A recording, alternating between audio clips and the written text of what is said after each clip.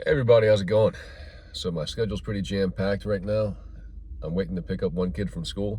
Figure now is as good a time as any to run through and try to record this captain's meeting.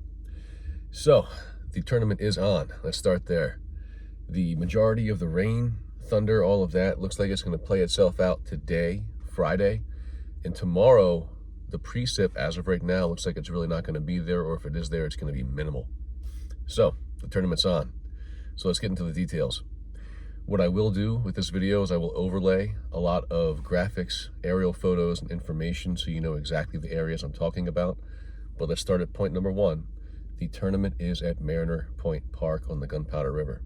We anticipate at least some congestion with parking, and here's how we're going to handle that.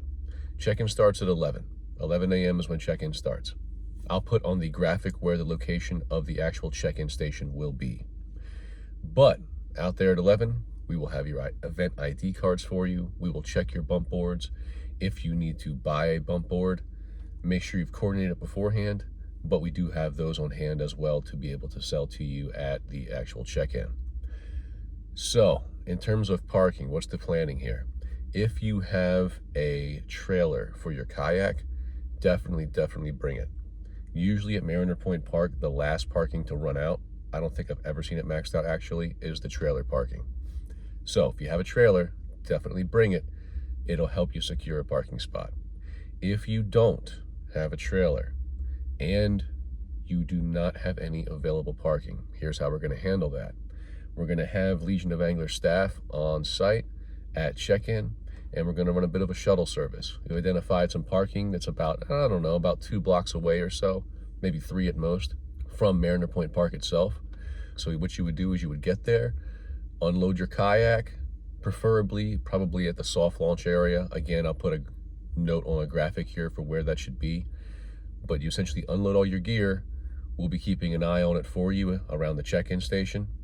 That's when we'll have one of our staff members follow you all out to the designated parking area. Again, I'll overlay the graphic here, and then we'll shuttle you back so you can launch and get on the water. Aside from that, here are some other coordinating details or important details. Make sure that you have reviewed the photo standards, photo submissions. We don't want to dock points from anybody because they made a small mistake with their photo. We certainly don't want to DQ any catches, but just make sure you read those standards.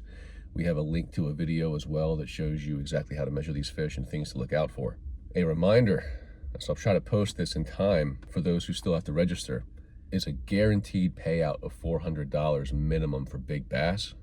And added on top of that will be all of the entrants for this tournament to big bass. That could be one heck of a payout.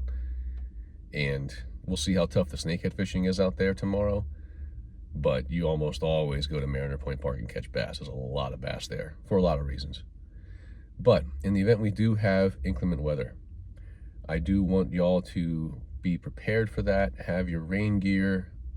Try to get off the water if we have lightning or something like that. We'll put out those messages and alerts on the actual app, the Fishing Chaos app. And if you have questions about the Fishing Chaos app in general, hit us up at the point of check-in tomorrow. Make sure you're practicing good fishing etiquette on the water. Try to be at least without or outside the casting range of other anglers out there on the water. Be kind to each other. We are out here to compete, but we're not out here to be cutthroat. So be kind, be respectful, have civil discourse and conversations. If there's an issue that you don't think can be resolved at your level, involve us at the tournament director level, and we'll do our best to help sort it out. Another important note about the shuttle service, once we've launched everybody, we will not be doing any other shuttle services until probably around 5 or 6 p.m. So once you're launched, that's pretty much it. You're on the water, because we may or may not have staff on site the entire time for the duration of the tournament. So just keep that in mind. Once you're committed and launched, you're on the water. Stick it out and find those fish. We'll have some dogs, condiments, plates, all that kind of stuff. We can hang out, enjoy some drinks, enjoy some food, and hopefully just have a good time out there.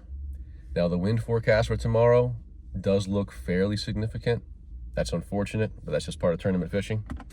So make sure you plan accordingly.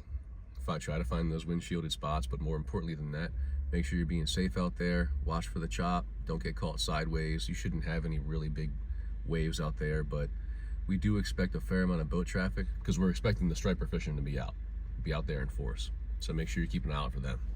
Two other important notes that have been in the description for a while, but just to highlight them in case you're not aware.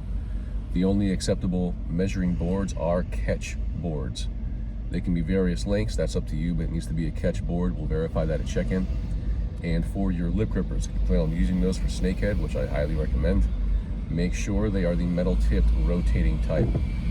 We made that change recently because we've noticed those large plastic-tipped lip grippers, they don't rotate depending on how you're holding them. And because of that, if you're holding them and that snakehead goes to death roll, you literally just break their jaw in half, or they do, however you look at it. But the bottom line is, it's a CPR tournament. We care about these fish and we're trying to make sure that we take care of them accordingly. When it comes to the boat launch, should you choose to use the actual boat launch, you should definitely expect heavy boat traffic in and out of that place. There is a designated kayak loading and unloading portion of that ramp, and you really shouldn't be at the ramp itself unless you have a trailer. That's going to cause a lot of issues. It's marked as trailer only.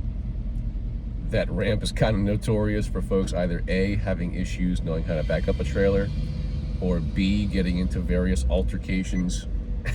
So don't get caught up in that crap. If you're over there, make sure you're using the correct area. You also have the option of using the soft launch.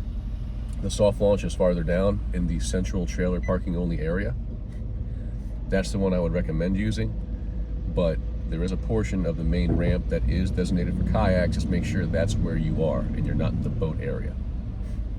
I think that hits most of the high points, folks, but if there's anything that I've missed, hit us up, but especially read the tournament descriptions. I'm pretty sure everything is in there. Just gotta read through it.